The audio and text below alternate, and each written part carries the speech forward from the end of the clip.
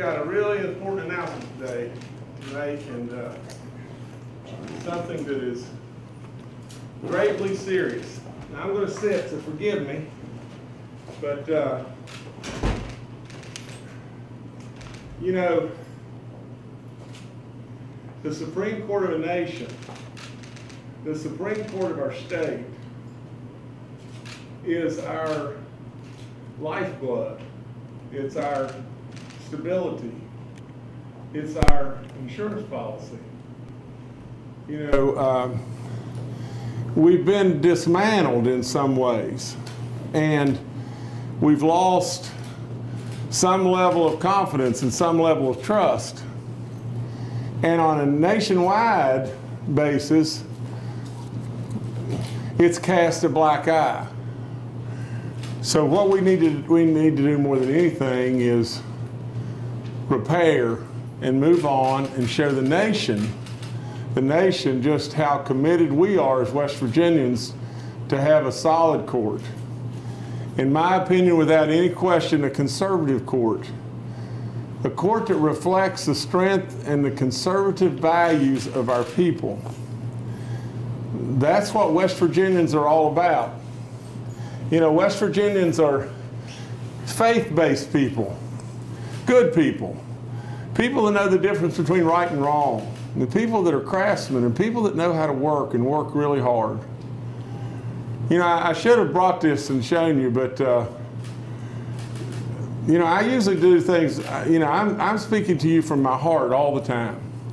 I'm not a politician, and I'm not going to speak to you as a politician does, but you know, when I was with Donald Trump the other night, and I was in the back room, like the green room, and we were sitting there talking about all the problems of the world, and he was getting ready to go, and he had his hat there, and he was going to wear his hat, and I said, Donald, you don't really want to wear that hat tonight. I said, I want you to sign that hat to my grandson, JC, our only grandchild.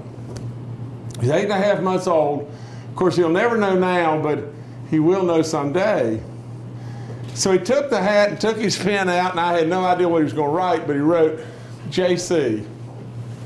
He said, to JC, and wrote right below it 2 words, work hard. Work hard. And then he signed his name. Now, that's a total reflection, in my opinion, of West Virginians. That's what we do. We work hard.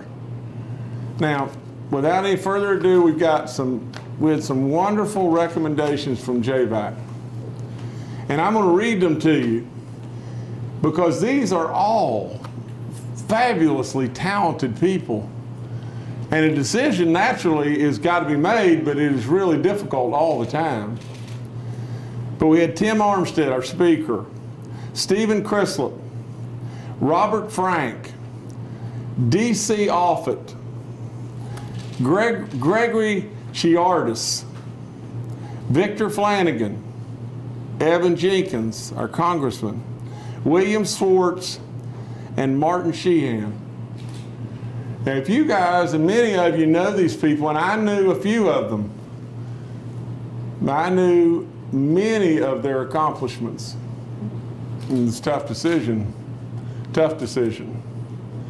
But the biggest thing that I had to look at was just this. First of all, I wanted people that were willing to run again. The reason I wanted that is just this. We don't need to be in a state of flux here for any longer than we have to be. I wanted someone that would genuinely want to run again. I didn't want to just fill the position and now I can't determine the outcome of an election, you know, we all know that. But we can absolutely determine the outcome if we appoint someone and they're not going to run. And so that was a big constraint with me. We didn't tell that to anyone, but that's what I felt. Now, with all that being said, the next thing was these people had to reflect West Virginians and West Virginians' values and my values. And that is just this: strength, conservatism, absolutely the values that we stand for, integrity and honesty, integrity that cannot be questioned. We cannot have integrity in question now. So, without further ado, I'm going to read this to you. And then, you know me, I'll always answer any and all questions about anything, but today is their day. Their day. I mean, a monstrously important day to West Virginia, but it's their day. I don't need to be answering your questions. I'm going to have them answer your questions. So I'm going to read this to you, and I don't normally read, but it says, today is a great day for West Virginia. It truly is. The people of West Virginia should be confident when they go before the court that our justices will follow the rule of law and follow our Constitution.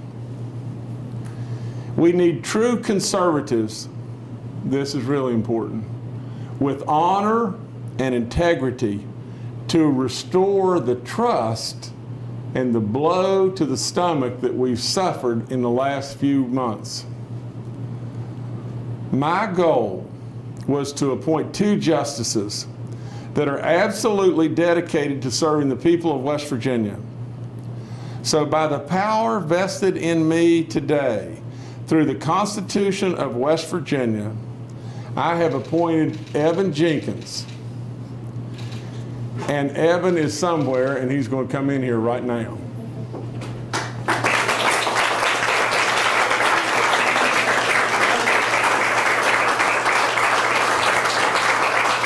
Congratulations, sir. How you doing? It's good to see you. Great to see you.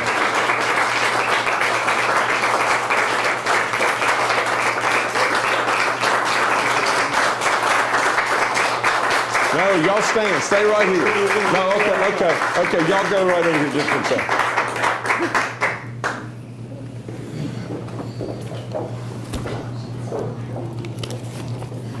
Okay, so I said, so by the power vested in me through the Constitution of West Virginia, I have appointed, and I just said our Congressman Evan Jenkins. So the power vested in me through the Constitution of West Virginia, I have appointed Tim Armstead to the Supreme Court of West Virginia.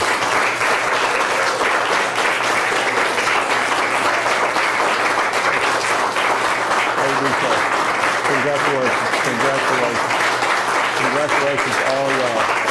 Oh, I love you to death. Way to go. I got to see this fella. Oh, he's so beautiful. Way to go.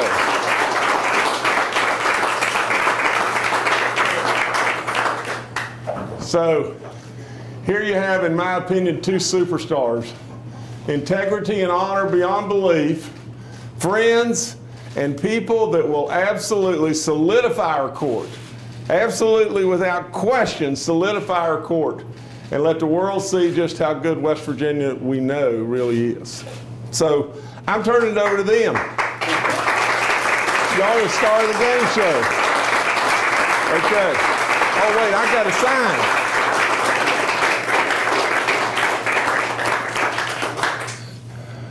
Okay.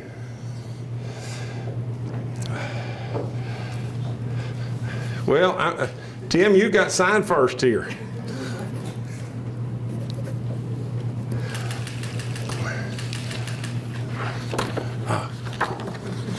And I'm going to give you the pen. We'll give your grandson the pen.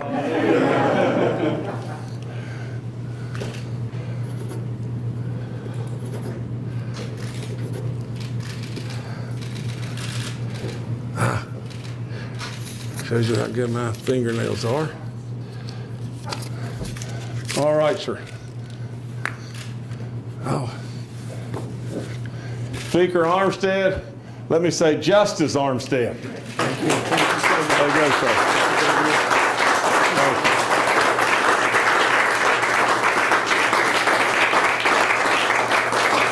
And Congressman Jenkins. Thank you, sir. Justice Jenkins.